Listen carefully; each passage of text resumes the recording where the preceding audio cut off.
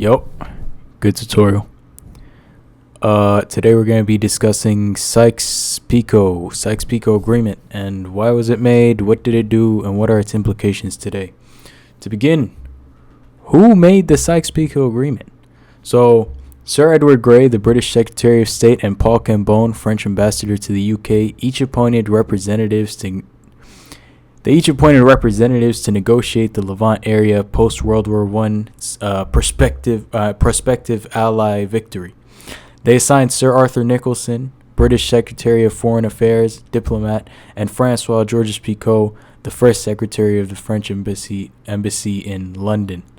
Negotiations started on November 23, 1915. After two meetings, Nicholson dropped out of negotiations and reassigned the task to Mark Sykes, a conservative member of Parliament and also a diplomat and a representative of the War Office on the committee originally assigned to negotiate the Sykes-Picot Agreement, which at the time was, I think, referred to as the Asia Minor Agreements or something of that nature. After 6 days of rigorous negotiations between the 29th of December and January 3rd of 1916, Sykes and Picot reached unanimity on what today is known as the conditions of the Sykes-Picot Agreement. So, what is it that they were wanting to divide? What is it that they wanted to get? So, the agreement separated the region into four areas, which the region, of course, is the Levant region. It separated southeast Turkey as being under complete French control, and this was known as the Blue Area. The French can do whatever they pleased in the area. It was all up to them. The entirety of modern-day Syria and Lebanon, along with northern Iraq, would consist of an independent Arab state or states under French influence. So, presumably, the leader would be an Arab ruling over Arabs. But oh, dang it, I don't have the document on me. But I think it says, in the third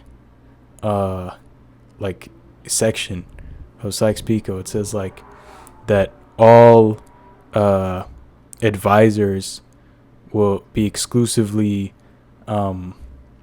given to the Arabs by the French or the British, respectively, over whatever area they're influencing over.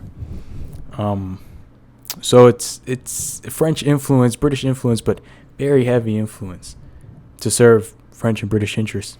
Likewise, the British sought to have influence over an independent Arab state or states from modern-day Jordan, Iraq, and East Arabia. They would also have complete control over what is known as the Red Area, which would consist of Iraq, including Baghdad, Kuwait, and the Arabian Gulf coastline. And then Palestine would be under the Brown Zone, which would be regarded as an international zone to be decided upon after World War I. And of course, we know that the Balfour Declaration happened soon after. The mandate of Palestine happened soon after, in the 20s. So it didn't take them long to decide what the heck they were going to do with it. Why did they do this? So both countries had their own respective interests. The area was essential for the two countries to respectively maintain their own interests. Britain found it necessary that they secure areas of Iraq and South Iran, as well as the Suez Canal, ensuring a route to India. France grounded their right to Syria on claims of prior hold to the region. What are its implications today? This is a good question.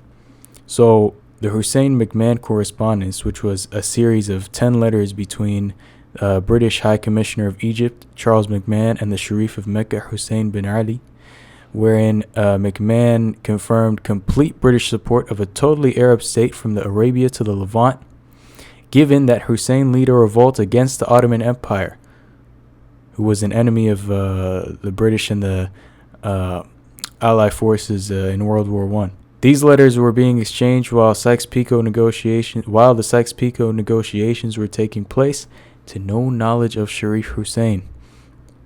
After the Russian Revolution, whereby the Russian monarchy was overthrown, the new ruling party exposed the secret agreement along with other secret Russian documents.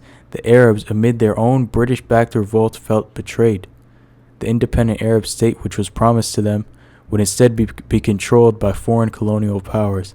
However, even with the news of the contradicting British plans, the Arabs couldn't immediately cut ties with the British. They were still providing them with guns, artillery, and generals.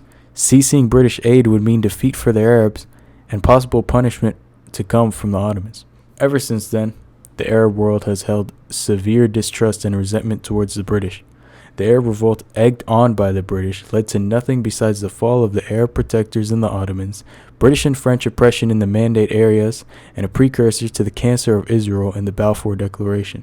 A revolt that was supposedly supported only to secure British economic centers in Arab region by allowing Arab independence to flourish was instead a way for Britain to manipulate an emotional population of Arabs to finish off a waning but predominating Muslim power of the Ottomans, which had been threatening their pseudo-Judeo-Christian capitalistic empires.